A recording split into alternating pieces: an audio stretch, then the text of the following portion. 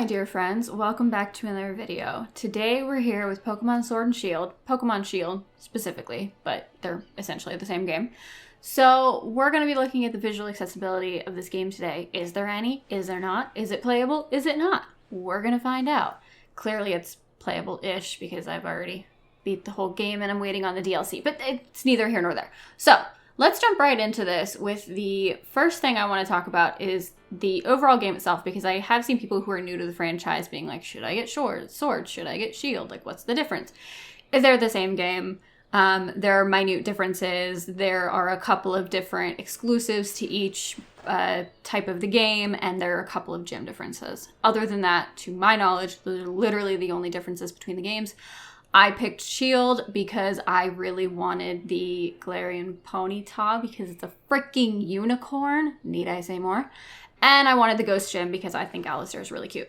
So I got Shield, my husband got Sword, and then we were able to just trade back and forth the exclusives. So that was why I picked that one, but you may pick a different one for a different reason.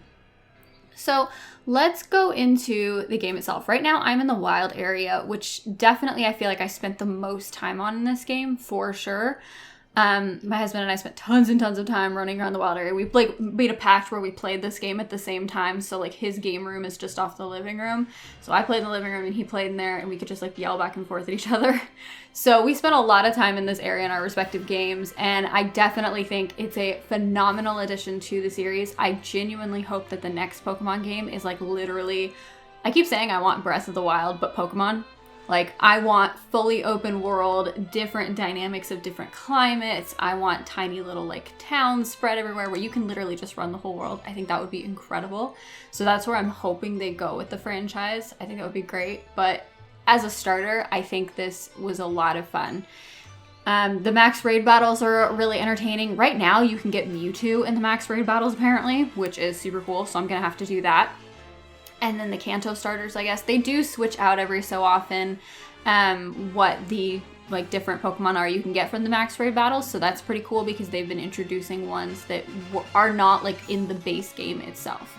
So that's a lot of fun. As far as the gameplay goes, I mean, it's your typical Pokemon game. Like the wild area was the new thing. If you've played Pokemon before, you know the format. It's really not any different. The specific region-specific Pokemon can be interesting. For instance, this dude has a mustache, so like that's cool. So it's essentially, I mean, it's Pokemon. You know, it's Pokemon with a couple of new twists and things added in that I thought were quite a bit of fun. So if we go into the menu, one of the new things was the Pokemon Camp, and I actually ended up finding Pokemon Camp pretty useful. I wasn't really sure if I was going to be into it. Like, ew, look at my unicorn. He's so sleepy. Look at the baby. Okay, sorry. So I wasn't sure if it was going to be useful or not. What I actually ended up using this for the most, because as long as you're in Pokemon Camp, you're earning XP. It doesn't matter if you're making curry. It doesn't matter if you're playing. It doesn't matter if you're doing nothing. Granted, if you make curry or you play with them, you're going to get more. But just by being in Pokemon Camp, you get XP. So I would literally queue up Pokemon Camp and then I would go make food. And I would just leave it be. And I would just like passively run up XP in the background. If I had to vacuum the house or whatever, I would just queue up Pokemon Camp and just gain XP. I mean, it's an easy way to do it, right? You might as well. He's really sleepy. Look how cute this little baby is. Okay, anyhow. So I'm just going to keep getting distracted here. So that's a pretty cool little thing. So now, that's kind of like the overview. I mean, there's also the curry decks, which I was kind of like, meh, it's fine. Like, I didn't really care about filling out the curry decks. You might. It wasn't really my thing. So that, I feel like, is the majority of the overview of it. I mean, again, it's a Pokemon game.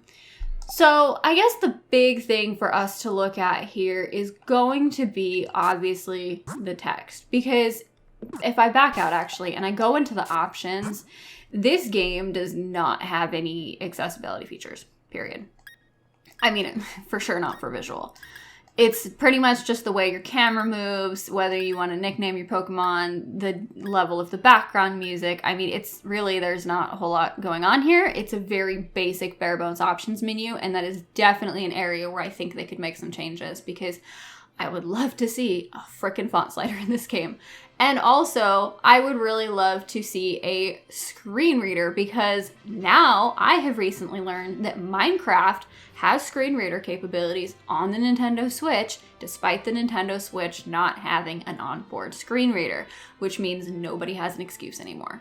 Like that, I was gonna give everybody that one because the Switch doesn't have a screen reader, but apparently it's still possible. So I would love to see a screen reader. I would love to see a font size slider. We have neither.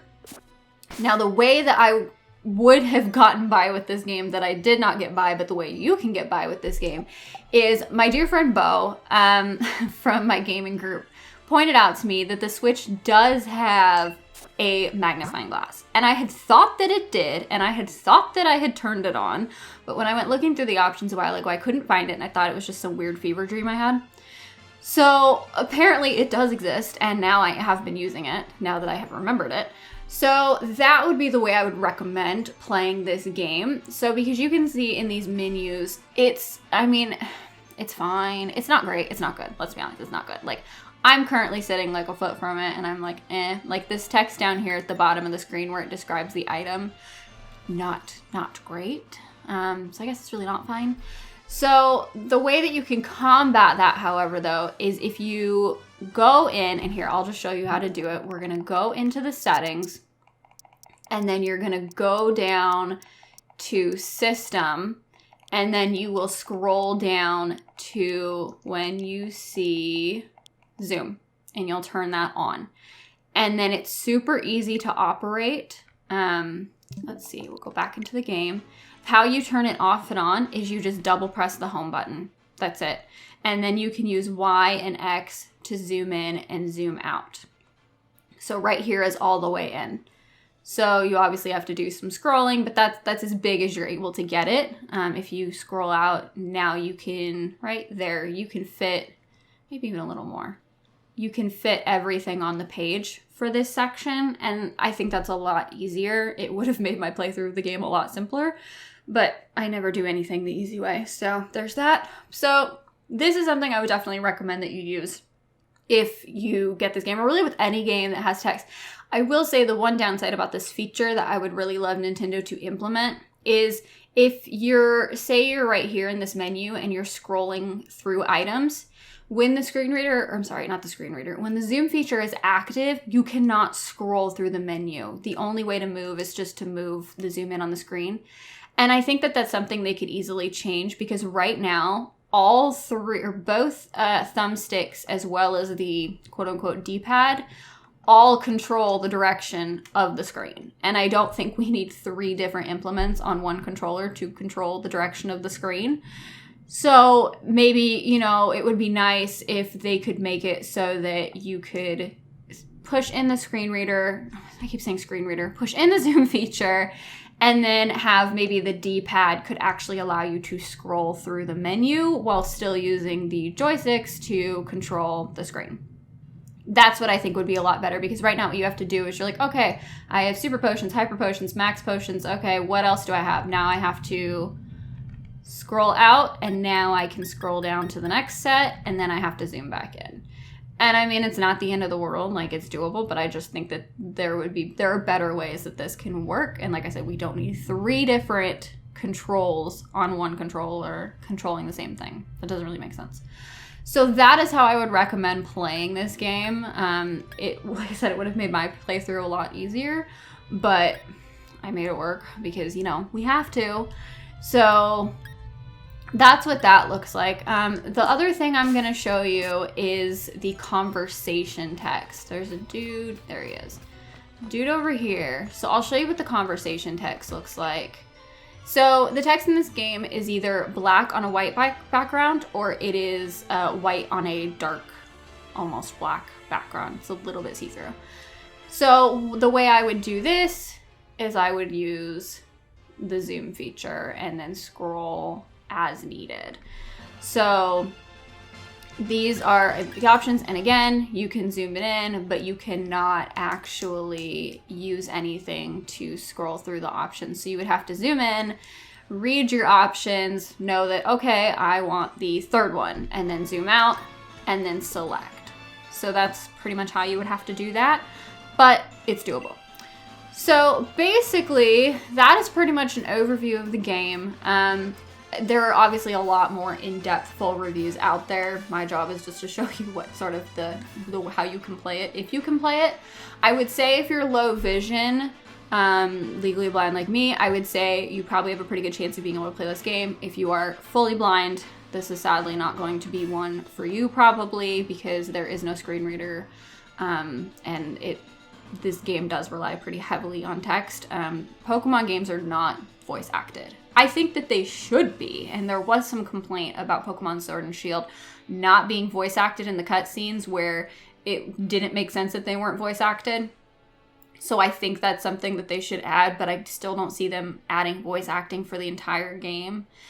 So that's one that probably wouldn't work for you. But if you're just low vision like I am, I think you can probably make it work. I did have a lot of fun with this game. I did really enjoy it. I am not one of those like Pokemon purists that's like freaks out like the community can do, because I haven't played the game since I was a kid, so I didn't really have a preconceived notion of what the games should or shouldn't be, or what the progress should or shouldn't be. I was just pretty happy with what I got, and I had a lot of fun with it. So I definitely recommend checking it out if it's something that you think you can play. It is a really enjoyable game. I think I spent all of like Christmas break pretty much while I was sick just like playing this game. So that's pretty much my assessment. If you found value in this video, please press the like button and let me know down in the comments below, what is your favorite Pokemon? I get crap because mine is Eevee, which I know is not super original, but I also really love Mimikyu because I think Mimikyu is just so sad and cute. So tell me what your favorite Pokemon is down below, and tell me how long you've been playing the Pokemon games. Will Sword and Shield be your first game, or have you been playing it for years and years and years like my husband who knows all the things? So I hope you guys enjoyed this video, and make sure to subscribe if you haven't already, and I'll catch you guys in the next one. Bye, y'all.